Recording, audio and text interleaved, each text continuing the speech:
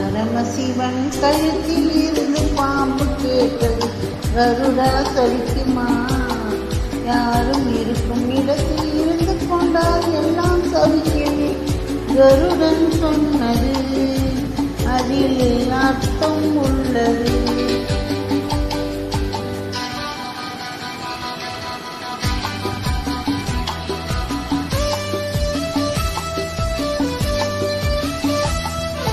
உயர்ந்த இடத்தில் இருக்கும் போது உலகம் உன்னை மதிக்கும்.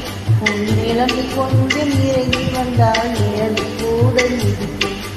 உயர்ந்த இடத்தில் இருக்கும் போது உலகம் உன்னை மதிக்கும். உன் நிலைமை கொஞ்சம் இறங்கி வந்தால் நிழல் கூட இருக்கும். மதியாரா தலைவாசல் மிதிக்காதே.